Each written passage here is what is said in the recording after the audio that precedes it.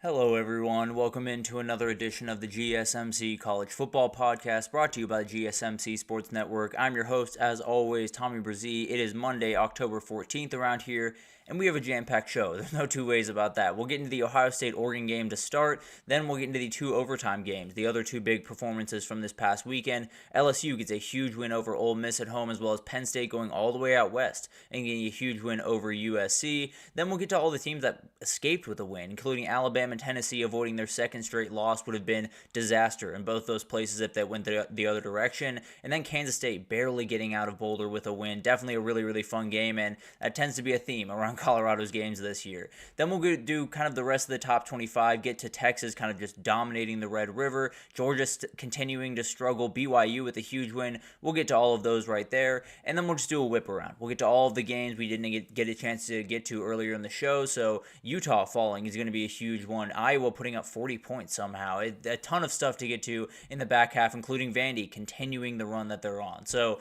we'll get to all of that when we start, but before we jump in, I do want to remind you all we get tons of questions and comments throughout the show, and the best way for you all to get your question on the screen, we can have a fun back and forth here, is to use the tip and donation link, to use the super chat at the bottom of the chat on the Sports Network page. You can click on that $sign at any question, comment you like. It will pop up on the screen and we can have a fun back and forth here. Definitely want this to be very interactive, so utilize that as you see fit. The GSMCpodcast.net page is also up for the tip and donations if you'd like to use that. Does the exact same thing. So definitely utilize that because a lot of questions to be had after this crazy weekend. We'll start over there in Eugene, Oregon, because that was the big game going into the weekend, and it really lived up to the hype. It was absolutely incredible out there in Eugene. It was so much fun to watch this team go to work. I'm sorry, I'm a little all over the place right now. There we go. Here we are. So Oregon gets a win 32-31 in this one, and this one lived up to the hype. We are through two of the games that I think everyone circled around March or April, whenever these schedules came out. You had Georgia, Alabama, you had Ohio State, Oregon. Both of those have been absolutely incredible. You could argue the two best games of the year. I think it's very easy to argue a couple of the other games we'll talk about today were elite games as well. But at the end of the day, really lived up to the hype. Oregon gets a very, very close win, and it was awesome. I think the biggest thing here that you have to take away is they got Dillon Gabriel for a reason, and it was this game, and he executed at a ridiculously high level. I said it when I was previewing this show. I was very nervous about his ability to make the plays he needed to down the stretch. And I believe, I can't remember the name of the chatter, but there was an Oregon fan in here saying, I expected both those quarterbacks to throw an interception. I very much did as well, and neither of them did. So a lot going into this game, but Dillon Gabriel got the best of Will Howard. He played really, really good football, was absolutely incredible all over the field. He was 8 for 10 for passes, 8 for 10, 243 yards, 2 touchdowns, 0 picks on passes over 10 yards. The kid was incredible. Top to bottom, he was absolutely awesome this game. Made a play with his legs, obviously, for that touchdown run, which I think is that right there. But the reality is, that's exactly why you went out and got Dillon Gabriel, and he showed you on Saturday night why he is so special.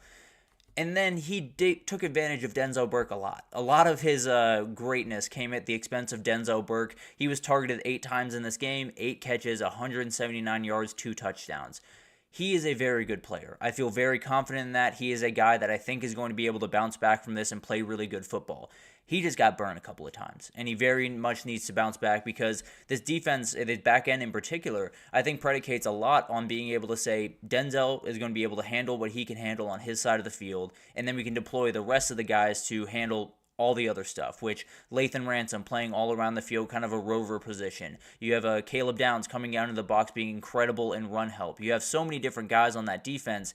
It does kind of predicate on and start with Denzel Burke. He does need to be that corner that they can rely on pretty much start to finish, and on Saturday, it just wasn't that way. Still a very talented player, still expect great things from him, but as of right now, definitely left a little bit on the table in this game.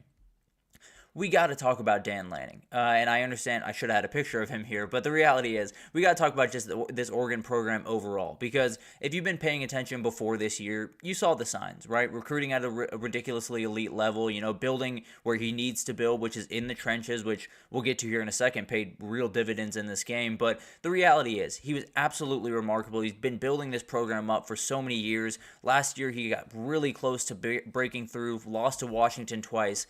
This was his moment, and he took full advantage, and you saw it after the game. The emotion after this one was absolutely special, and it shows you just how much this one meant and just how much he knew this one was about going forward in the Big Ten.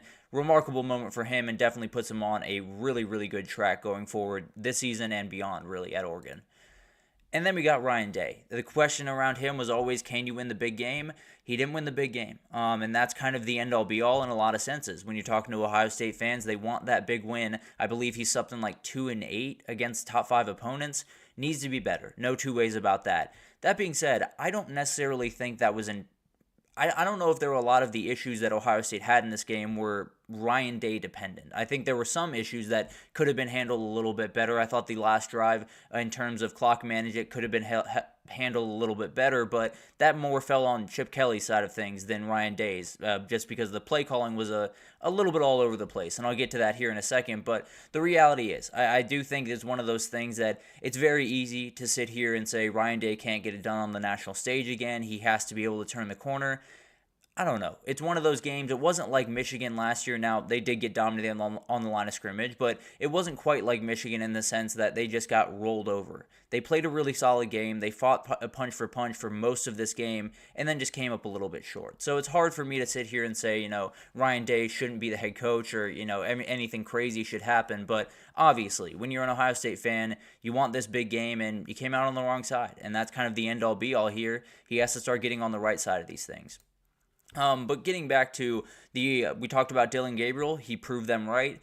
I don't want to say Will Howard proved Ohio State fans wrong about bringing him in, about being confident in who he is, because I fully understand the last decision cannot happen. Period. End of story. He has to be able to get down in time, give them a shot. Now, if he got down in time, he probably is sitting around the 33-yard line, 50-yard kick. Don't know if he makes it. I would probably wager to say he misses it, but at the end of the day, college kickers are absolutely incredible, so who knows. Regardless, he has to give his team a shot. There's no two ways about that. He has to be more aware of his surroundings.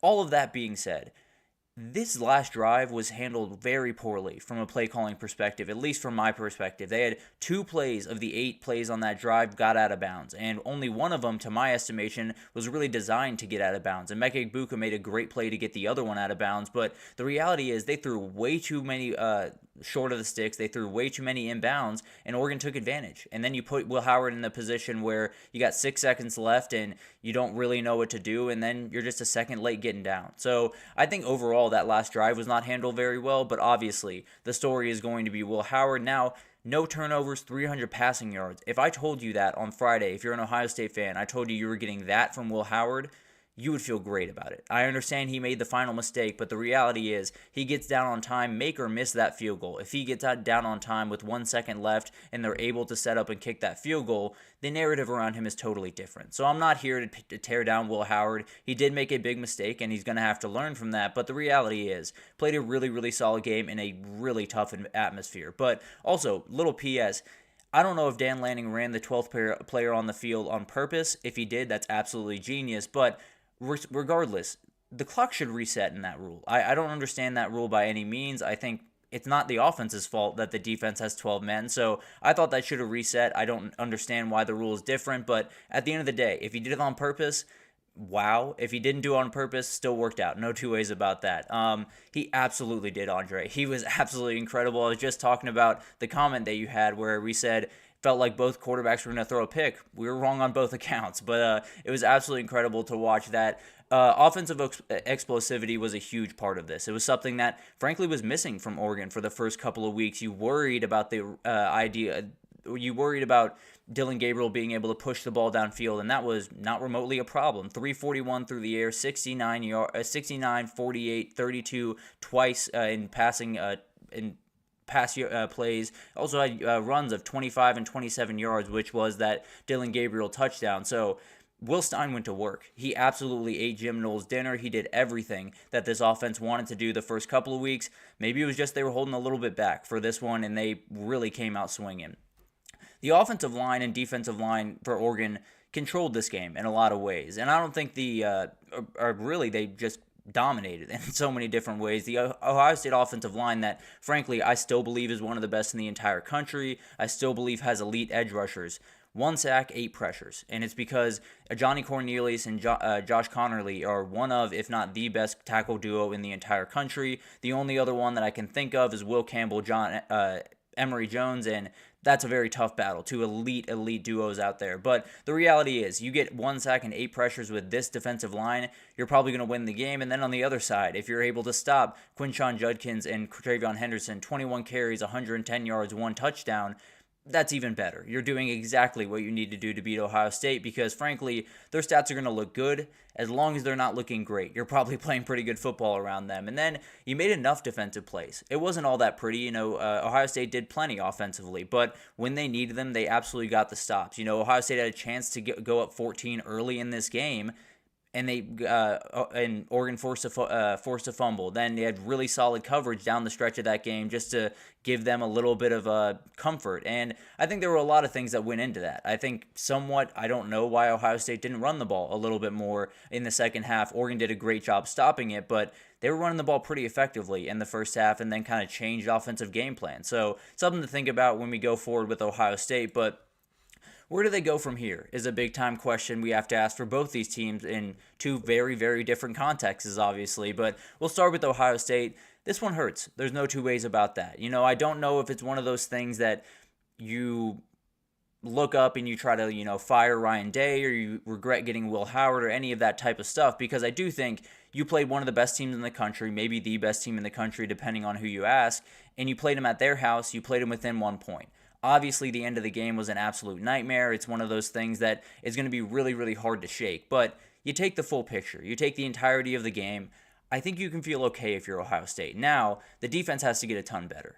This back end was supposed to be the best back end in the entire country. That's very much what I thought going into the season. And I'm not necessarily fully off that take, but man, Oregon made them look very, very benign. There's no two ways about that. So they definitely have some things to figure out. The defensive pass rush has to get there more often. They probably won't face an offensive line like Oregon until they possibly face Oregon again. But the reality is they got a lot of stuff to figure out. I still think this is a very good team. I still think they're towards the top 4 or 5 teams in the country, and they will have plenty to say going forward. But definitely some things to figure out, and you got to go to Penn State in a couple of weeks. And if you don't have them figured out by then, maybe you got 2 losses and you're looking on the outside of the Big Ten title, which you essentially guaranteed going into the season.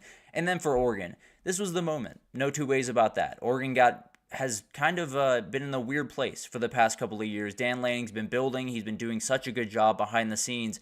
You haven't quite gotten to the point where you see it on the field, at least to the extent that they want it to. Being a national title contender, being the people that are very much in the conversation for everything in college football. This was that moment where they proved to everyone that they are. It was absolutely incredible to watch this team. Dan Lanning did an incredible job. Obviously was a little bit aggressive with that onside kick that I don't know how it worked, but you'll take what you can get in this world. But the reality is this team is off to the races. Big Ten title, CFP, national title, all on the table for this team. Obviously, some things they'll have to deal with.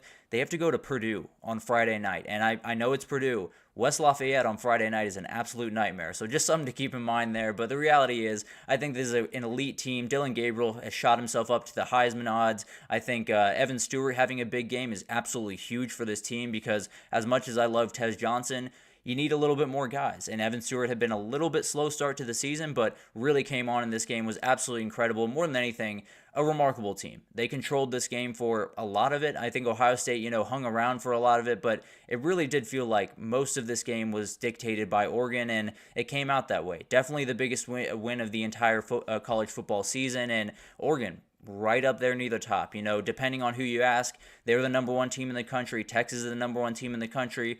Frankly, to me, it doesn't matter. Both those teams are absolutely awesome, but Oregon does have the biggest win of the bunch. No two ways about that. An absolutely massive win, and who knows what happens now. Maybe Oregon goes on a little bit of a tear here. Maybe Oregon turns into a terrifying entity going forward. But as of right now, they get to enjoy this one, move forward, hopefully beat Purdue on Friday, and then you're off to the races and continue rolling. But incredible game. One of those that I have to imagine, we might not see these two teams again.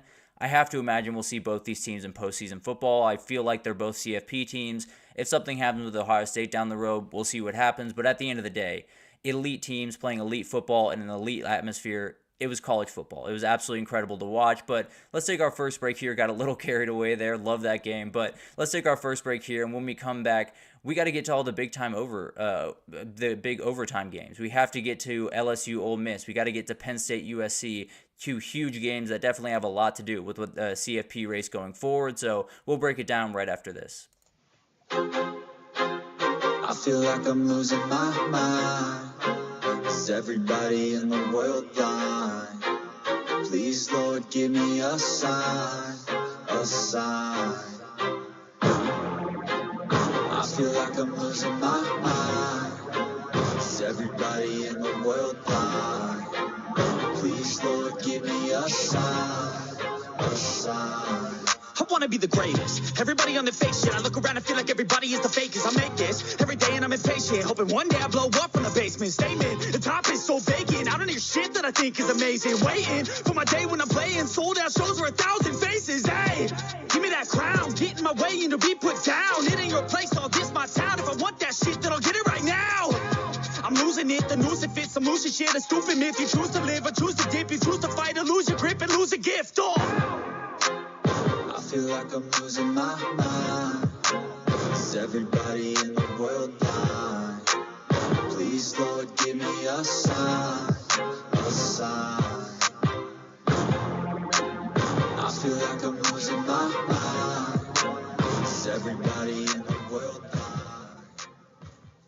Oh, excuse me. Alrighty, welcome back, everyone. We just talked about that Ohio State-Oregon game, and Andre had a comment here. I do think there's a lot on Ryan Day. It's not to say I'm taking any pressure off Ryan Day, because you got to win these games. No two ways about that. It just more felt like a lot of the issues that they had in this game had a little less to do with Ryan Day. Obviously, it all comes back to the head coach, and they very much have to deal with those things. But I don't know. This wasn't necessarily a indictment on Ryan Day, at least in my estimation. There's obviously a number of things at play, and at the end of the day, whenever you lose one of these games, it's going to be an indictment on Ryan Day in one way or another. But I don't know. I don't think that was quite as bad as the Michigan losses up past or a couple of the other ones, but definitely something that's open to interpretation, and I'm sure some Ohio State fans very much agree with you on that front. But let's get over to the LSU and Penn State games, because these were incredible as well. Somehow we don't have enough time to get to all of the incredible games around the country, but this one was awesome. It was absolutely incredible to watch these teams on the field, and frankly, I think it was one of those games that really set up well for LSU, because it proved to LSU not only can you beat a team scoring 50 points and they score 45, and you can't only beat a team, making sure you get one pick late in the game and that's the end-all be-all. They kind of slugged it out in this one. And now there were big plays, don't get me wrong. There were plays by Caden Lee. There were plays by Trey Harris before he went down. But the reality is, if this is the defense you're getting from LSU going forward, there's a lot of things that they can do. Very, very much bend, don't break. I believe Ole Miss got into the red zone 3 times, only got a touchdown, or only got a field goal once. So really dominant stuff from LSU. Really did an incredible job. Blake Baker was absolutely in his bag in this game, and I think it's one of those things that now LSU's kind of on the races. They're doing things that I think a lot of people after week 1 especially did not peg them to be doing, but they're kind of turning a corner a little bit. As for Ole Miss, this was the year. This was everything was pushed into this year. A remarkable transfer portal class that has ridiculous amounts of talent, third-year starting quarterback, weapons all over the place, and injuries have played a part in that, but everyone's injured at some point. So it's October 14th, and they are essentially out of the CFP race. Now, they do have games coming forward. They could win out and still be in the hunt, but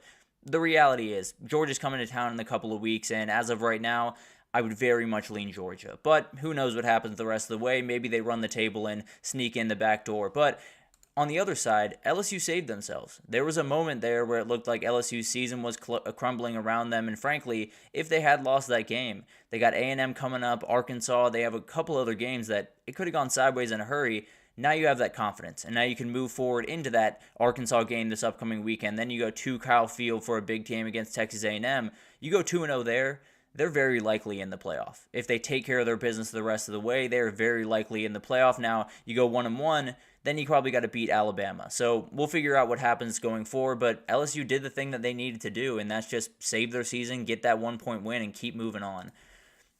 But how LSU won was absolutely huge. I think the biggest one to me was Garrett Nussmeier is as resilient as any quarterback I've seen. And frankly, it was far from a perfect game. It was all over the place at times. The first half was not nearly where he wanted it to be, but he made big plays down the stretch. He made every single throw you needed him to make in that fourth quarter. They had 84 yards rushing on the day, so a lot was going to be put on his shoulders, and he answered the bell. He was really, really incredible in this one, and one of those reasons that I love LSU so much throughout this year is this guy can make all types of plays if you give him a little bit of time to work with. And then defensive game plan for LSU was really, really good. This Ole Miss offense is, I think everyone knows, it's Trey Harris or pretty much no one else. Now, Caden Lee stepped up in a huge way later on in that game when Trey Harris went down, but seems like they're funneling it to one receiver. It seems like, at least in the past game, it's relatively monotonous, and Blake Baker took full advantage. It was 6 sacks, 6 hurries, and they were all over Jackson Dart. And then got huge turnovers. Whenever they needed them, they got some big ones, and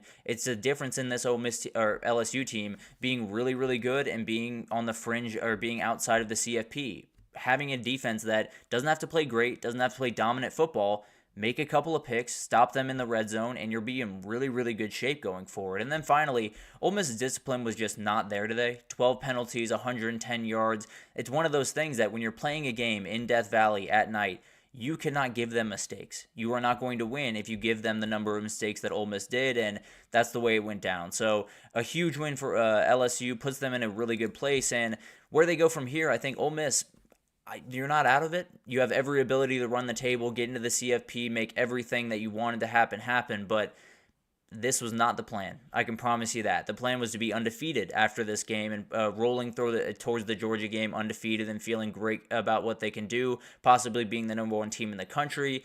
That was the plan for Ole Miss this year, and it's fallen a little bit flat. But the reality is it's going to be really interesting to see what this team is the rest of the season. There's rumors around Lane Kiffin to Florida. I won't necessarily put a lot of credence into that until we get real rumors around that, but it'll be interesting to see how this team responds, to see how they bounce back, and the leadership on that team with a lot of transfers is going to be tested very, very quickly throughout the rest of this year. And then for Ole Miss, this was as big of a win as they could have had. I think at the beginning of the season, LSU probably looked at their schedule and said, okay, Alabama's going to be a really tough one. We're going to have to deal with that. USC is going to be a really tough one. We're going to have to deal with that. And this one is going to be really tough. You got to be able to get one of them. And Ole Miss was the one that I think they were circling probably more than anyone else. They were able to get it, and that's absolutely huge. Could not be more impressed with this defense. It's not perfect by any means, but if you got that pass rush, if you have Weeks playing at an all-SEC level, you're going to be more than fine. And then the back end is really coming along. Not necessarily elite by any means, but Zy Alexander made a big play. You had P.J. Woodland making good play. Ashton Stamps was all over the place. So a lot of good things happening at LSU, and I think that defense is coming along a little bit faster than I expected it to. But as I said, the next 2 weeks are huge at Arkansas, at Texas A&M. You win those two, and a lot of things happen in a hurry for LSU. Then we got Penn State, USC, and this one, I don't know how USC lost this game. I'll be totally honest with you. It was one of the weirdest things I've ever seen in my life because it's what USC is at this point. And it's very, very odd to watch every single week. They play a really, really clean first half. They're throwing the ball around the field. They're doing a lot of really nice stuff, keeping things off pace. Woody Marks was absolutely rolling. And then Penn State comes out of the halftime and just tears them to pieces and wins this game 33-30 in overtime, comes back in a blink of an eye in the second half. So a lot of stuff to go into with this USC and LSU team, but cannot be more impressed with this Penn State team, or LSU, Penn State and USC teams, but could not be more impressed with Penn State. I think it's one of those games that it's easy after the fact to say this USC team isn't real. It's not that big of a win for James Franklin, yada, yada, yada. This was huge. Going all the way out west, playing a team that is going to be able to make your defense work for it, is going to be able to stretch your defense out and make life tough for you. Getting that win is huge, especially the way that this thing started. You know, Drew Aller played not good football in the first half, played probably one of the worst halves I've seen him play in a while, and then he came out in the second half, the first 2 drives, 8 for 8, 155 yards, a touchdown on 2 drives in the second half. He was incredible. He did exactly what he needed to do, and frankly, I think that's the biggest development I've seen from him, where you can have a game where everything goes wrong in the first half, you regroup at halftime, and then tear him to pieces. And that is exactly what he did. He's one of those quarterbacks that he's won in all types of ways this year. He's won by tearing just from the jump, just going off on a team, which is West Virginia. He won a game in Illinois that just had to take care of business. They had to take care of the ball, not do anything crazy, and they were going to win that game. This one started really slow and then took off towards the end of that game. So really, really incredible stuff from Drew Aller. Cannot be more impressed with his progress throughout the year, and I think he's one of those guys that could be as dangerous as anyone going forward. But I want to get to something here really quickly that really kind of made me mad, weirdly enough. I'm not a USC guy. I don't necessarily care about the game, but the handling of that last drive for USC was just coaching malpractice. I have no earthly idea what what Lincoln Riley was thinking in that moment. I have no earthly idea how they were going to go about business. They had the ball on the Penn State 49-yard line with a minute 27 left. They ran 3 plays during that time before the end of the game.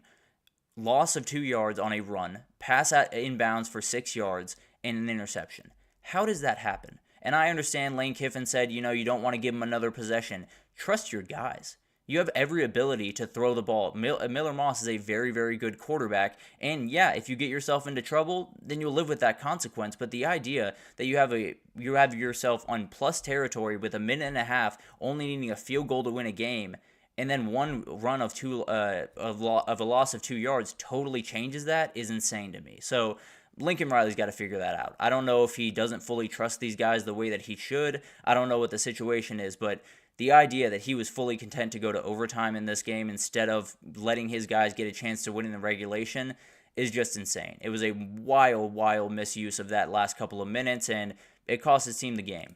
But moving on to how Penn State was able to get the win. Oh, before we do that, I did want to give a shout out to Julian Fleming.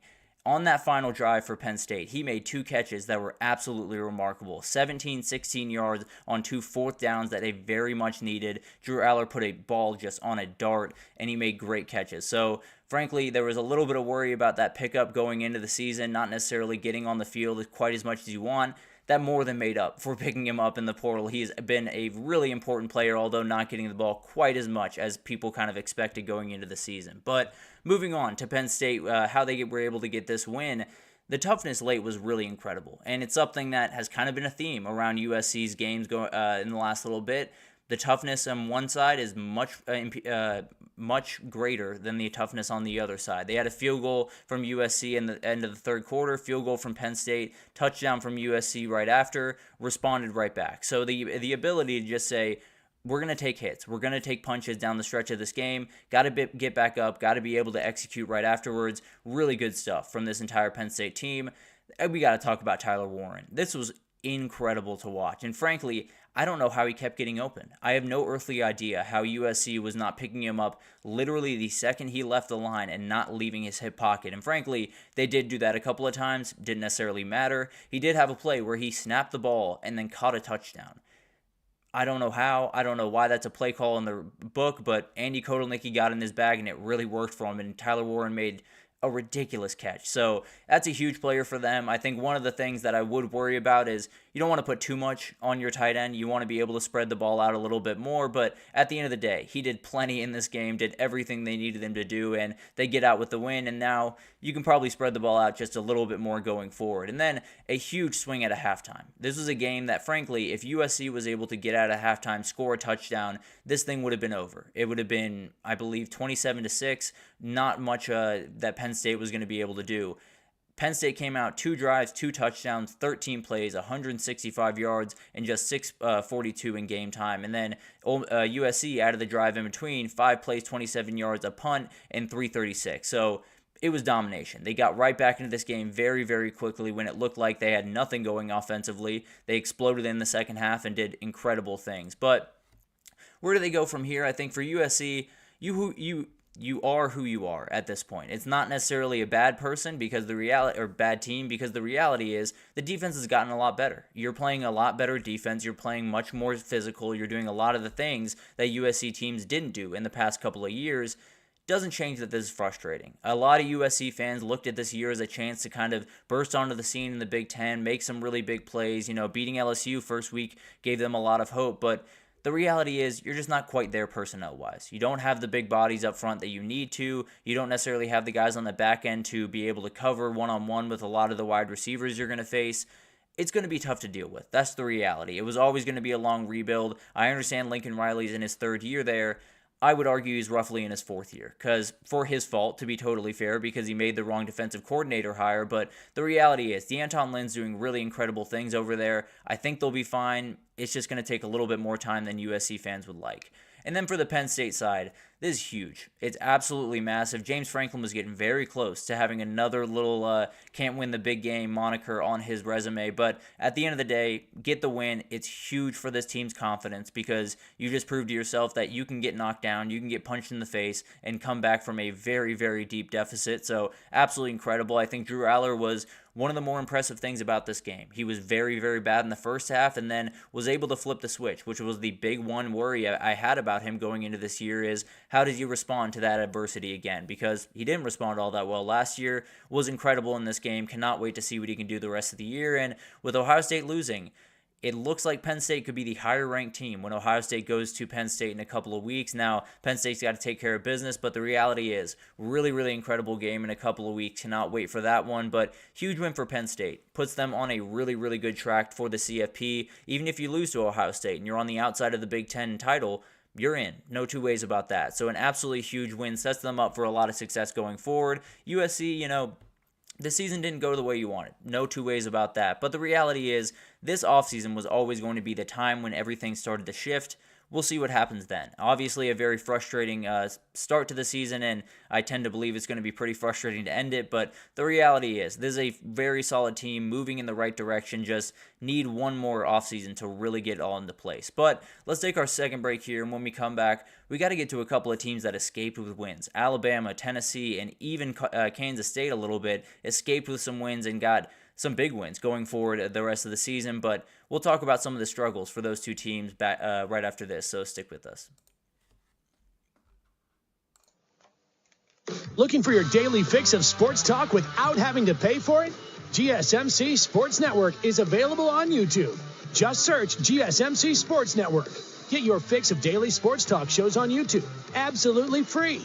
NFL, college football, NBA, MLB, MMA, UFC, fantasy football, and so much more. GSMC Sports Network has shows running all day long, with new sports shows starting every 2 hours. Just like on your favorite cable sports channel, except GSMC Sports Network is absolutely free. Just search GSMC Sports Network on YouTube to catch one of your new favorite shows, like the GSMC College Football Podcast, Chip Shot Football Podcast, Hoops and Heels Women's Sports Podcast, GSMC Basketball Podcast, and so many more. Check it out for yourself. GSMC Sports Network, now available on YouTube absolutely free. Search GSMC Sports Network on YouTube right now. Alrighty, welcome back, everyone. We just talked about that Penn State and that LSU win, both overtime wins that they badly needed. They're moving on and feeling very, very good about where they sit in the CFP race and in their conference races. A couple of big wins down the stretch could put them in a very, very good place going forward, maybe getting that bye in the playoff. But we will get to that throughout the season, obviously. But Oh, wrong one. Let's get into this because Bama, Tennessee, Kansas State escaped with some very, very close wins, some wins that they very much needed, and they got them, but there's some issues. No two ways about that. We'll get into South Carolina, Alabama to start here, and another week, another really underwhelming Bama performance. And the thing is, it wasn't for the reasons that we saw in the Vandy game. It wasn't for the same reasons that we saw. It wasn't really the defense. That was a huge problem in this game. Down the stretch, did not play great football, obviously, but the reality was Alabama got out to a 14-point lead, felt really good about where they were, and then just kind of fell flat. And I don't really know what happened there. I don't know if it's a energy thing. I don't know if it's a mentality thing. I don't know if it's a leadership thing. But this has become kind of a pattern. You saw the Georgia game up 28-0. Looked like those players took their foot off the gas just enough. And it felt like that way in this game. And they let South Carolina back into it. The safety, everything got involved. And it was all over the place. Towards the end of that first half, got back to a 2-point lead for Alabama. And then they just had to gut it out. It was not pretty throughout this game. It was not something that Alabama fans wanted to see after last week's performance. But they're still alive. They got the win. They get to move forward, and being able to figure out all the bad stuff about your team with a win is obviously a lot better than with a loss. But it's one of those things that they're playing with fire right about now, and I could see not only one, but a couple more losses if they keep playing this way. How they were able to win this game is they got the turnover battles. That is absolutely what they needed to do in this game. They won it 4-2. They had less yards. They were worse on third down. They had less time of possession, but they won the turnover battle. And that's really the end-all be-all in a game like this. They were able to get that done and gave them just enough of a buffer in this game. The run defense was huge for Alabama. Lenora Sellers only having 19 yards on 16 carries. Absolutely huge. You know, Rocket Sanders got going a little bit, but not nearly as much as they needed them to. So really good stuff from that defensive front. Definitely did what they didn't do a week ago and held that run game in check. And then the quick start was huge. You know, getting that touchdown to open the game made it feel like maybe this was going to be a blowout. Didn't end up that way, but they were up 14 relatively early in this game, and then were able to just kind of ride it out. You were able to figure out what was going on offensively and make a couple of mistakes and have a couple of things go wrong, and then you were still able to make that last play at the end of the game. So it's one of those things that you look forward for both these teams. South Carolina, they're going to be a load to deal with. Any team that faces them, frankly, if you do not have one of the top 5 offensive line in the entire country, these edge rushers are going to tear you to pieces. So Texas, Oregon, a couple other teams, you'll be okay. But everyone else, be terrified whenever you play South Carolina, because this is a very, very good team. Not an easy schedule coming up by any means. I don't expect them to finish on a win streak by any means, but they can beat just about anyone on that schedule. So definitely a team to watch going forward. For Alabama, they escaped for the second time this season. That Georgia game got very, very close, and this one was, I don't want to say closer, but very, very close as well. It was very dangerous there, and the issues don't seem to be consistent. The only real one that I can figure out is, for whatever reason, this team does not have the needed mental toughness in those moments, because you're up 14-0, you take your foot a little bit off the gas. You're up 28-0, you take your foot a little bit off the gas, and people are going to come back in those games. They just are. They're going to be able to have the firepower to get themselves back in this, and if Alabama keeps playing that way, where they start fast, take their foot off the gas, let that team back in, they're not going to be successful this year, period. And then we got Tennessee. This one, I don't know how Florida lost this game, guys. I have no earthly idea how they were able to pull that off, but that's Billy Napier. That's what he does. But at the end of the day, Tennessee gets away with one here as well. Frankly, I thought Florida, there's something actually in the game that I'm thinking of. Florida probably should have gone for 2 when they did tie the game late in the game. I just felt like you take your shot when you have it. You have Graham Mertz out. The offense isn't really rolling the way that you wanted it to. Just give them a shot to win that game. But at the end of the day, went to overtime. Tennessee does get the win, and Tennessee has a problem that I did not think they were going to have, and it is Nico Iamaleava. This is something that I felt pretty good about this guy coming into the season, and played really good football to start, but against his Power 4 opponents on the year, 3 touchdowns, 6 turnovers. So they're going to need more from him coming forward, because you can't run a Tennessee offense if you can't have those explosive plays downfield, and especially trying to beat a team like Alabama that back end is susceptible. If he can't take advantage, then it doesn't much matter. So they're going to have to get that under control. They're going to have to get that figured out, and it can't just be Dylan Sampson. But It was in this game. 27 carries, 112 yards, 3 touchdowns. He was incredible, and he's going to have to carry him in a lot of different ways going on the rest of the season. Incredible back, one of the best in the entire country, and he's more than up for the challenge, but you keep asking him to do all of these things.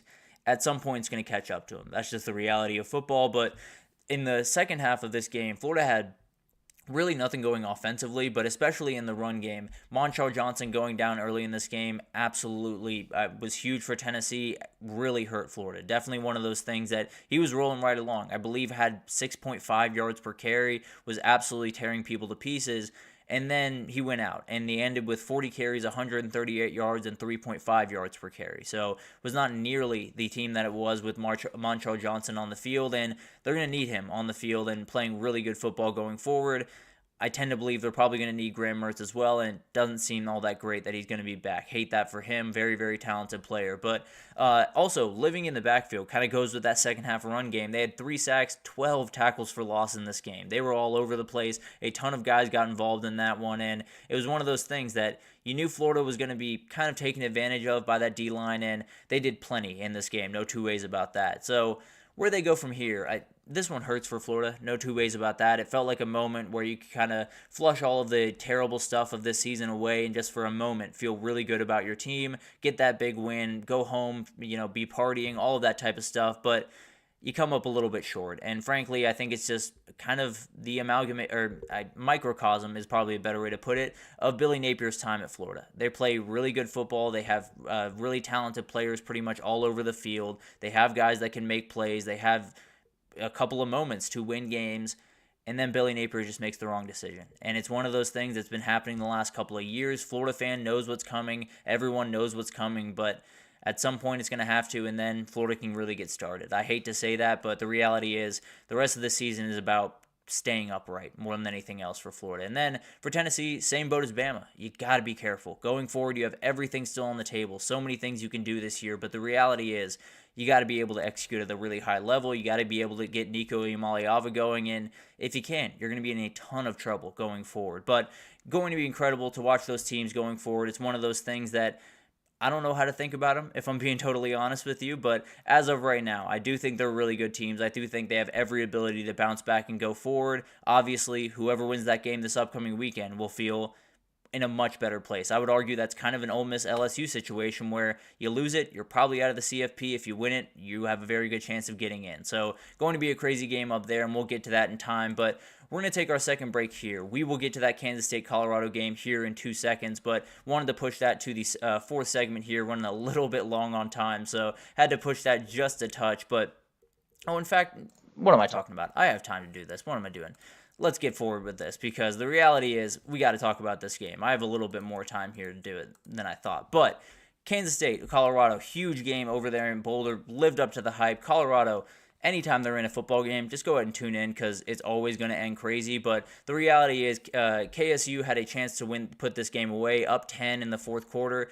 And then Colton Hood picks off Avery Johnson, takes it back to, I believe, the 5-yard line, sets up a Colorado touchdown, and this game changes in a second. It was pretty much done away with, if I'm being totally honest. But Colorado has that thing. They have that thing that keeps them back in games, and frankly, that thing is named Shedeur Sanders. He's absolutely remarkable. Pretty much took the team on his back the way he does in a lot of these games. Had almost 400 yards passing. I believe 34 for 40 in the past. He was just incredible, and especially with Travis Hunter, with Jimmy Horn leaving with injuries, a lot on his plate, and he answered the bell. But I said going into this game that Colorado was going to assert themselves as Big 12 contenders in a loss. I think that's exactly what they did. They're a team that's still walking a pretty fine tightrope. You're not going to be able to run the ball. You're going to have to be able to throw. They had negative 29 rushing yards in this game. So you're not going to be able to run the ball. You're going to have to throw the ball. You're going to have to play opportunistic defense. But they continue to do that. Pretty much every single week, they're able to answer the bell. So they are very much a contender in my eyes as we go forward. How they were able to win this game, Kansas State, or Avery Johnson's fight in this game was huge, because if you watch that BYU game a couple of weeks ago where they just got torn to pieces, there was a pick early on in that game for Avery Johnson. He crumbled. He had no answer after that. He did not necessarily look very confident out there by any means. This game, he was able to bounce back. You give away a pick like that, there's a lot of things that can go wrong. But he responded right away, 50-yard touchdown to Jace Brown, and really did everything that this team needed him to do. So it's a huge, huge step in his development, and one that he very much needed to take after that game at BYU. And then you had a cushion in the fourth quarter. This is going to be a huge thing for every team that plays Colorado going forward. Make sure you have a lead in that fourth quarter because Colorado's got some magic up their sleeves. They always do with Shedeur Sanders, with all of those receivers. They're going to make plays. You have to make sure you have at least 10 points because KSU had 10 points and that was just enough to win this one. But the reality is getting that 10-point cushion was huge in this game. There's a reality where Colorado could have come back anyway, but anyone playing Colorado, if you can dominate the third quarter, set yourself up for a comfortable fourth quarter, you're going to feel okay at least. And then, as it is with frankly, a lot of Colorado matchups, the other team dominated the line of scrimmage, and in a lot of different ways. Now, this D-line for Colorado did get home a ton. I don't want to take anything away from them, but KSU was all over Shedeur Sanders. 6 sacks, had 8 hurries in this game. On the other side, DJ Giddens had 182 yards rushing, 5 yards per carry, was very effective. Now, the Colorado defensive line did a really good job of getting pressure, but didn't get home too often. Definitely one of those things that they're just going to have to continue to improve on year over year, and at some point, they'll be a really, really good team in that front. I think Jordan Seaton is going to develop into an absolute monster over there. And then where they go from here, I think for Colorado, this team is for real. The schedule coming forward is going to be a nightmare. They got a lot of games that could go either direction. They got a lot of games against teams that are very physical and are going to run the ball. So a lot of things to figure out. No two ways about that. But this is a really good team. This is a team that has every ability to beat everyone on that schedule, to possibly go to the Big 12 title, and then we'll see what happens. I'm still a little bit wary of that happening. I tend to believe they're going to fall somewhere in the 8-win, 9-win, probably 8-win mark if I had to imagine, but at the end of the day, nothing is off the table for this team. Definitely a tough loss, but you only have one loss in conference, so have every ability to bounce back. K-State stayed in the fight. That was what this game was about. It was about getting that win, being towards the top of the conference, and allowing yourself a seat at the table that is getting more and more crowded by the week. But if Avery Johnson's confidence continues to roll, this team is going to be scary down the stretch. They can win every single game, and they can win it fairly comfortably. But now we'll take that break that I was talking about a little bit ago. We'll take a break here, and when we come back, we're going to get to a couple other top 25 games. We'll get to Texas just domination in the Red River rivalry. We'll get into Georgia struggling once again. We'll get into BYU rolling Arizona and so much more right after this, so stick with us.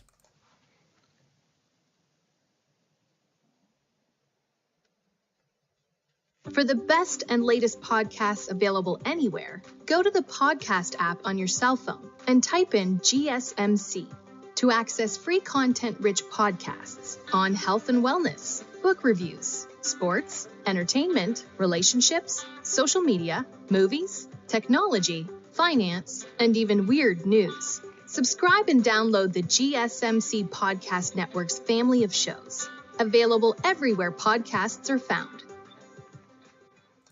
Alrighty, welcome back, everyone. We just talked about those a couple of overtime games and a couple of games where team just escaped with a win. Very, very lucky to keep in that fight, and Alabama may be the chief among them. But let's get into a couple of top 25 games that were crazy this weekend, and they got lost in the bunch. No two ways about that, but there were a number of results that might surprise you even seeing them today because you might have missed them on Saturday. But this is one you did not miss. Texas just dominates Oklahoma in the Red River rivalry. A huge win for this team, and frankly, it felt a lot like the Michigan game. Other than the slow start from Texas, they were able to get a couple of turnovers and quick scores at the end of the first half, and that was the end of the game. Pretty much end all be all.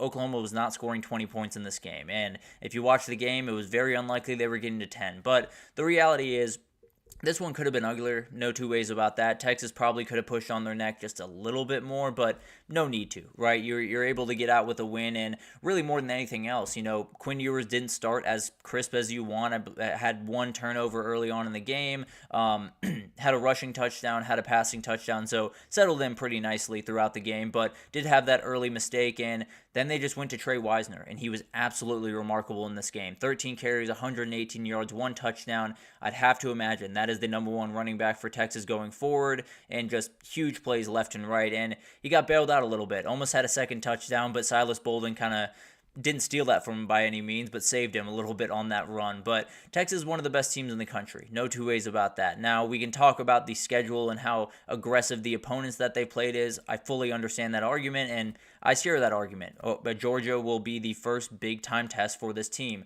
All that being said, if you watch this team, if you watch how they go about business, it's hard to find any holes. There are a couple of very, very minor holes, but the reality is, if Quinn Ewers is on the field and if they're playing a team that doesn't have an elite offensive line, they're going to be fine. They're a really, really good team. For Oklahoma, this offseason is massive. They have to be able to figure out that offense. There are so many different things that have to get in place. They have to do better getting the offensive linemen that they need. They probably have to get a quarterback because as much as I love Michael Hawkins, I think he's going to be a great player in time. He's just not all the way there yet, and I don't necessarily think he's going to be all the way there in 2025, so I would venture to say it's going to be a very, very different offense for Oklahoma, right down to the coordinator, if I had to imagine. And then we got to get to this game, and weird. This Georgia team is just different than a lot of the Georgia teams of the past, and frankly, Carson Beck broke the UGA passing record in this game with 459 yards through the air. That's all well and good. That's really fun, no two ways about that. That is not the way Georgia wants to win football games. That is not the way that they're going to win a national title, just plain and simple. Carson Beck is an incredible quarterback. I've talked about this time and again. He, at the very least to me, is a top 3, top 5 quarterback in this country. Thing is, he should not be asked to do that much. He doesn't need to be asked to do that much in the majority of UGA games going back because they had a run game, because they had an offensive line that was going to be able to impose their will. Didn't happen in this one. They ran for 150 yards in this game. 52 of them came on an end around to Anthony Evans. 25 carries for 98 yards is just not nearly good enough for this team. So this O-line without Tate Ratledge is an entirely different group, and they got a lot of stuff to figure out. No two ways about that. I do want to give some love to Michael Van Buren. He had his first 2 starts at Texas and at Georgia. This is a very talented kid. And in the Texas game, you saw little flashes. He was playing pretty good football, making some plays with his legs. But in this game, 20 for 37, 306 yards, 3 touchdowns through the air, only 1 INT. Really, really incredible stuff, especially when your running game only gives you 79 yards to play around with. This is a very talented player, and frankly, I think Mississippi State has to feel really good about the guy they got going forward. I did see the video rolling around online of Kirby Smart essentially shoving Michael Van Buren, and definitely could have gotten a lot worse if Michael Van Buren took exception to that, but definitely a terrible look. I don't think he was trying to push the kid. I think it was an accident. I think it was an aggressive accident. No two ways about that, but I do think it was an accident. A very bad look. No two ways about that. Very, good on Michael Van Buren for handling it the way that he did, but one of those things that whenever there's something around Georgia, it is going to get clipped. It is going to get torn apart on Twitter, and Kirby definitely gave him that opportunity this past weekend. I don't think it's a huge deal by any means, but definitely something that wasn't the greatest look in the world. But for Georgia in general, they're a good team. They're a really good team, I would argue. They're not a Title I, at least as of right now. They have players on that field. I think the fact that Dylan Bell is not on that field more consistently is insane to me. They got to get that O-line going. Tate Ratledge pretty much has to get back. The run game has to give them more. Frankly, if this is the team that shows up to Austin, Texas in a week's time, they're going to get torn to pieces. They're going to get done to them the exact same thing that was done to Michigan, the exact same thing that was done to Oklahoma. They might be able to score a couple of more points on Texas, but the reality is you're not keeping up with this offense if you're putting out that defensive performance on Saturday, just plain simple. And then we got this Iowa State team. They just keep plugging along, keep playing really, really good football over there in the Big 12, and we'll get to the other team that's doing just that here in a second, but a really, really good team. It was one of those games that at halftime it was a little bit sketchy. There was a close game here in West Virginia. It looked like they had some fight in them on Coal Miner Day. It was incredible to watch all of that. The coal miners leading them out of the tunnel was a really special moment. No two ways about that. But coming out of halftime, Iowa State forced 2 INTs, had 2 10-play touchdown drives. They just really buried West Virginia towards the early parts of the second half. Huge shout-out to Carson Hansen, another running back that's popping up for Iowa State. 20 carries, 196 yards, 3 touchdowns. They've now had 3 different guys that have been their running back one at any given point this year, and they've all produced at a ridiculously high level. So huge shout out to that offensive line because they're open big time holes. And then I said last week that West Virginia was going to need to run for at least 200 yards to get this one done. They ran for 150, and they threw 32 passes to 31 rushes, and Iowa State got 2 picks. was never going to be a winning formula for West Virginia if they were throwing more passes than they were running and couldn't get anything going running. So that's the reality of that game, kind of the read that I had on it going in, and that's what happened. But Iowa State continues to be one of the most consistent commodities in a conference that is the furthest thing from consistent. So really impressive stuff. They're playing UCF at home, which doesn't look nearly as scary as it did to start the season. And then they got a bye before Texas Tech. That is going to be the game that a lot of things are going to be defined in this conference. So definitely watch out for that one. But Iowa State keeps rolling along and maybe proving some people wrong in the process. And then we got to talk about BYU, the other team in the Big 12 that is rolling right along. I was very wrong about this team in general, but about this game. I thought Arizona was going to be able to pull one of those Big 12 moments. A team that has really no business winning on the road at another team was going to be able to get it done. Didn't even remotely happen. There wasn't even a chance of this happening. If you watch this game go down, there were so many different things that BYU did on the defensive side of the ball to make life tough for Arizona. Won the turnover battle 4-1. They were incredible. Absolutely awesome. Only got 3.7 yards per carry for Arizona. Never trailed in this game after they tied it in 7. It was domination from BYU pretty much from start to finish. Jake Retzlaff continues to execute at a really high level. 18 for 32, 2 touchdowns, no turnovers. That's all you need. If you have that defense on the other side, you are going to be more than fine. Just playing mistake-free football, playing defense, and really just suffocating teams at the end of the day.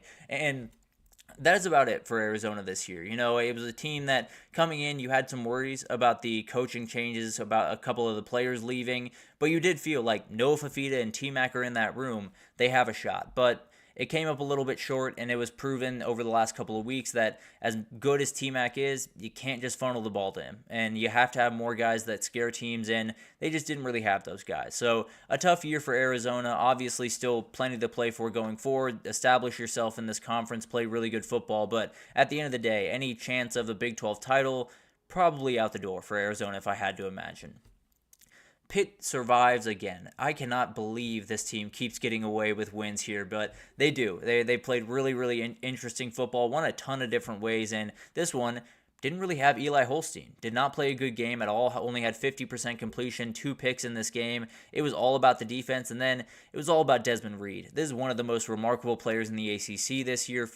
16 carries, 120 yards, 2 touchdowns, 72-yard touchdown run. This guy was awesome, and he's been awesome for quite some time over there at Pitt. So if you're looking to watch anyone in the ACC right about now, Desmond Reed might be where you want to start. He's absolutely remarkable, and him and Eli Holstein are becoming one of the better backfield duos in the entire conference. But Cal has lost 3 ACC games, one to Florida State where they just couldn't get much going offensively, but did miss 2 field goals. They lost a game to Miami where they gave up a 25-point lead, had some ref stuff that made that one sting a little bit more, and then in Pitt, you missed a 40-yard field goal with a chance to win. So just a really tough stretch for this team. I think they're doing an incredible job. Cannot say enough good things about Justin Wilcox and the job that he's doing over there, but at the end of the day, losing those games, it feels a lot worse. So it's one of those things that I think they're going to be able to build into a really fun program out there and be dangerous going forward, but you missed the mark a couple of times this year, and at this point, it's probably too much of a hill to climb. But as for Pitt, they're going to be a really, really tough team to beat. They're getting into the tough part of their schedule. They got SMU, Clemson at Louisville coming up on their schedule, so it's not going to be easy by any means, but if Eli Holstein can get back on track and stay upright, can play really good football, this team can do a lot of really fun things this year. No two ways about that. I would probably venture to say they're going to lose those games, but who knows? Very talented team that can put up points with just about anyone in the country. And then we got to talk about this one. I don't know how this happened, frankly, because I didn't know Illinois was capable of putting up 50. I definitely didn't know that Purdue was capable of putting up 49, but here we are. I talked briefly about this game last week and just said, I don't think Illinois is going to lose. It's one of those games that inexplicably Illinois will lose and kind of ruin a lot of the momentum they've had, and they didn't. They were able to avoid it by the skin of their teeth, and it was a very, very crazy game. Ryan Brown, the quarterback that came in for Purdue for Hudson Card, who went down injured last week, 18 for 26, 297 yards, 3 touchdowns through the air. He also had 17 carries, 118 yards on the ground. He was their offense. It was absolutely remarkable in a game where you're playing a pretty good defense, thrust into action. he's doing awesome stuff. It's absolutely incredible to watch that kid, and maybe he can get a little bit going for Purdue. Maybe he shocks the world on Friday night and beats Oregon, but we'll get there when we get there. Illinois stays alive in this Big Ten race. Obviously, plenty to go for them, and feels like a team that's probably going to stumble once more.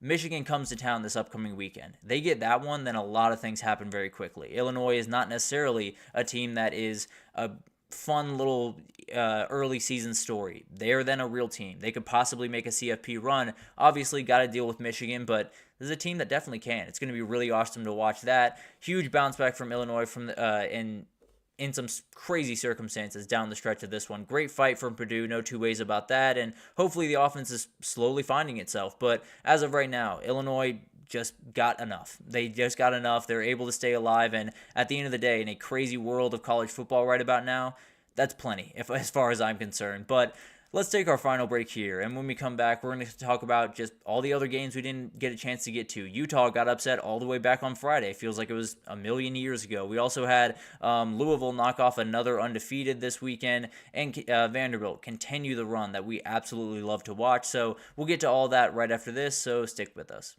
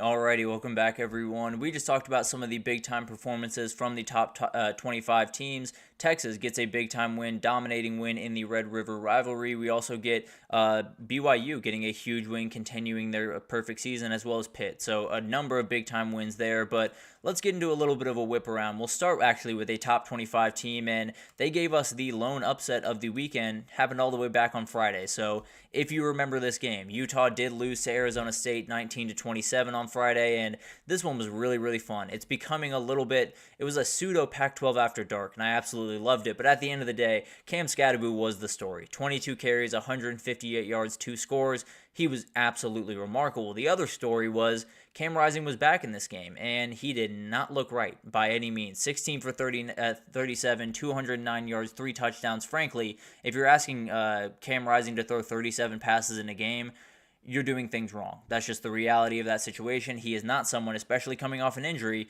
that you should be relying on that heavily. But overall, he did not look healthy to me. The throws that he was making looked like they had not a ton of juice on them, gave Arizona State's backs a ton of time to break on routes and things of that nature. So I don't know what happened behind the scenes. I don't know if it was, we got to get you out there because, this thing is going to get out of control really quickly. I don't know what that conversation was, but I can say pretty confidently that was not 100% of Cam Rising. But huge respect to Kenny Dillingham. He deserves all the respect in the world.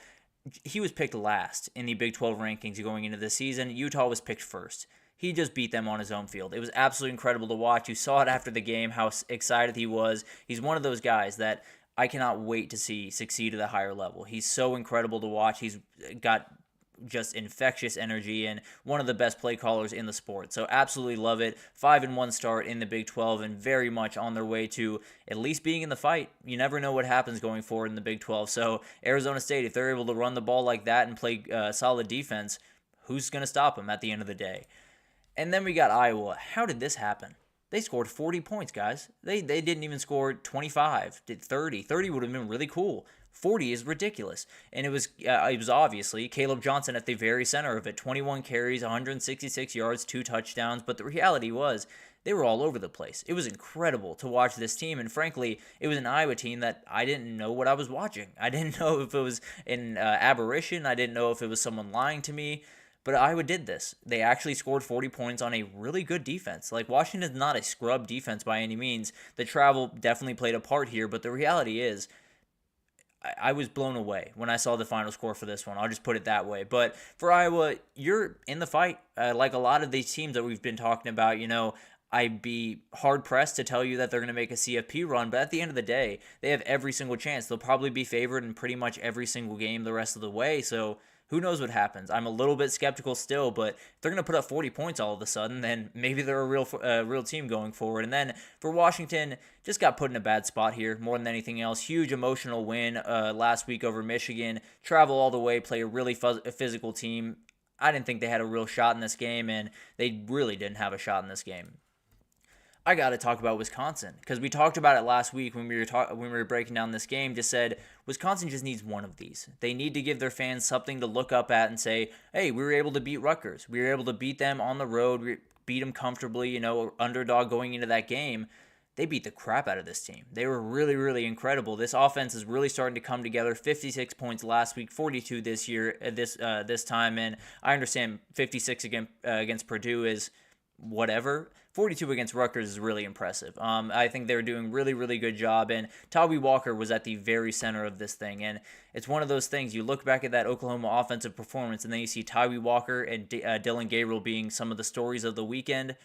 Rough if you're a Sooner fan. I'll just put it at that. But Tawee Walker was incredible. 24 carries, 198 yards, 3 touchdowns. Braden Locke really found himself outside of that one INT. He was really incredible, and definitely a guy that's really getting comfortable in that offense, and they had explosive plays in this game. It's what Phil Longo came there to do, and they're finally finding those a little bit more consistently. This is a team that I don't think they're going to do anything this year necessarily, but they're saving a little bit of that energy going forward into 2025, and they badly need it on the recruiting trail. And Rutgers just taking a little bit of tumble. They took a tough loss to Nebraska a couple of weeks ago and just didn't really recover. A very, very fun team, one of those teams that was playing really good football, but we get this pretty much every single year. We get a fun team that's 4-0, 5-0 to start the season, and we really want them to run the table. It tends to come to an end, and that's what happened with Rutgers. Really like this team. Love Kyle Montague. Love what Greg Schiano's doing over there, but this was going to be a little bit too much for them. But moving on, Georgia Tech, this finish was incredible. This was a game where Georgia Tech was in a position. UNC scores with, I believe, about a minute left, maybe a little bit less than a minute left, frankly. Georgia Tech gets back on the field, and they did the thing that a lot of teams do, where they throw one pass. If it doesn't give them what they wanted to, they're going to run the ball and see what happens. If you go for 4 yards, we'll go to overtime, whatever. That's more than fine. Then Jamal Haynes took it 68 yards to the house, and they won the game 41-34. This was a Paul Johnson special. He had to feel really good smiling watching this game. 48 carries, 23 passes on the day, 371 yards on the ground, 5 touchdowns. That was what he wanted. No two ways about that. I hard-pressed to figure out, I believe that Brent Key was sending him a little bit of a message, just saying, you're still a part of this program. No two ways about that. But remarkable performance. They took advantage of them all day on the ground. Got, I believe, 3 running backs over 60 yards. It was incredible from this Georgia Tech attack. And Buster Faulkner continues to be a really good play caller in this sport. And then for UNC, they got a really good performance from Jacoby Criswell. 13 for 31, 209 yards, 1 touchdown through the air, 13 carries, 73 yards, 2 touchdowns on the ground. It's a Georgia Tech defense that is a little bit more attackable. No two ways about that, but at least gives you a little bit of momentum and a little bit of confidence in your quarterback going forward, and that's huge for this team. Then we got Louisville. They ended a little bit of a fun run from Virginia, a very fun team that was 4-1. They were playing good football. They had gotten a big win, and then Louisville had to kind of ruin it for everyone. But the reality is a very fun game here. I think Louisville needed this win about as badly as anyone. 3 in a row would totally bury your season and would put you in a place where you're not even coming back in the crazy ACC with 3 losses, I can tell you that. So a huge win for him. I don't think they're going to make a ton of noise. They're one of those teams that I think is just going to be too inconsistent week to week, but they are a very dangerous team. If they can put it together, if they can get that defensive line going a little bit more, hit those deep shots, they can make some plays. No two ways about that. As of right now, I wouldn't necessarily peg them into the ACC title by any means or really anywhere close, but definitely a team that could cause some problems. They do have the reality is a lot could change this upcoming weekend in the ACC. Just in general, Louisville has Miami, Virginia has Clemson. Let's just say they both knock them off. It's chaos in the streets. We're having to figure out SMU would probably be the top team in the ACC, and everything would be all out of whack. I don't necessarily think that's going to happen, but we'll get there. Maybe my mind will change before I pick that game. I got to give love to Vanderbilt. This was one of the most impressive wins of the weekend. It just got overshadowed by all the other impressive wins of the weekend because Vanderbilt had the craziest week a lot of those kids probably have ever had. I know it was the craziest week that Diego Pavia ever had, but they bounce back. They refocus. They go on the road to not an easy place to play and get a big-time win. And there's a very good defense on the other side. Diego Pavia did have an INT in this game, but the reality is 2 incompletions other than that, 2 touchdowns, over 50 yards rushing. He continues to be one of the most important transfers in college football. Frankly, I am very, very close to shooting him up in the Heisman odds just because find a more valuable player to what that team does. I can't find one across the country. He's been absolutely remarkable. One of those guys that if he leaves the field, I don't think this team even puts up a fight against a lot of the teams they're playing. When he's on the field, that team plays with a little bit more energy. He makes all of the right plays. Could not be more impressed with that kid and cannot wait to see what he can do the rest of the season. But here's the thing about this. Vanderbilt gets a big win here. Absolutely awesome. Keeps the train rolling. Goes to 5-2, doing things that no one expected them to do, including myself. They get Ball State this upcoming weekend. And then Texas comes to town. And that is a Texas team that could be number 1 in the country coming off a win over Georgia. You can't write it up like that. I don't know how that happened. I don't know how the scheduling happened on that one. But Texas got to be ready because that could be a scary, scary moment. And Vanderbilt could do another ridiculous thing. Now, I'd be a little bit skeptical, but we'll get there when we get there. Maybe there's a little bit more magic over there at Vandy. But remarkable performance, and one that they very much needed to get and keeps them alive for a lot of things this year. Memphis gets a huge time win over USF. This one became a slugfest in a hurry, and it was something that I kind of expected.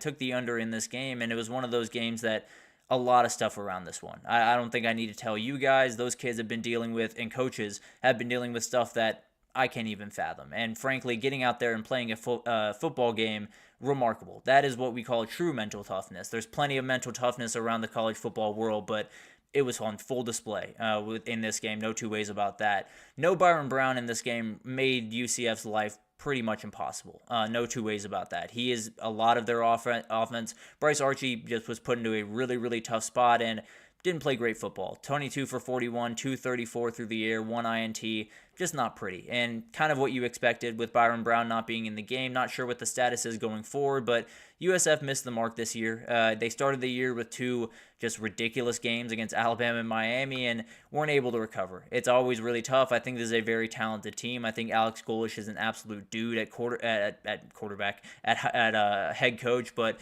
a very, very talented team. Just got ahead of them a little bit. I think if they play one of those 2 games, Alabama or Miami, they're probably in a little bit better of shape. But at the end of the day, a really fun team, one that fought in scheduled teams that a lot of teams are scared to schedule. So absolutely love that from them.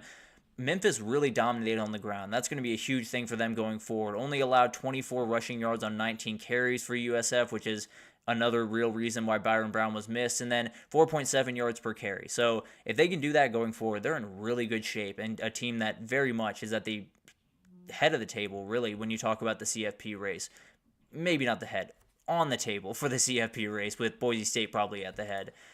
And then we got this one. Army gets a big-time win again over UAB. The service academies just continue to roll, other than Air Force. All love to Air Force. But at the end of the day, Army and Navy have been incredible to watch this year. I absolutely love it. One of the best stories in the entirety of college football. They've been one of the most dominant teams in college football. Every single one of their games, they bury the team on the other side. So could not be more impressed with Jeff Monken and company doing an incredible job out there. And then Bryson Daly is a show to watch. He is absolutely incredible. 3 for 7 passing, 102 yards, 1 touchdown passing, 12 carries, 136 yards, 4 touchdowns on the ground. This kid's awesome. We talked about Diego Pavia. He might be just as important, if not more so. He is absolutely incredible to this team, and frankly, they continue rolling on. Who knows what happens going forward? They have ECU this upcoming weekend, then a bye. They could very easily be undefeated walking into that Notre Dame game, and then who knows what happens. But at the end of the day, it's one of the best stories of the year whenever you get to see Army and Navy in the conversation. Believe they were ranked in the AP for the first time since 1960, so Really cool. Cannot get enough of that. Very much want them to run the table and set up just chaos at the very end of the season, but plenty of time to go there. We'll obviously keep you updated, but that'll do it for this lengthy show. I had to get a ton in. Incredible weekend. A week 7 that we circled all the way back in probably April.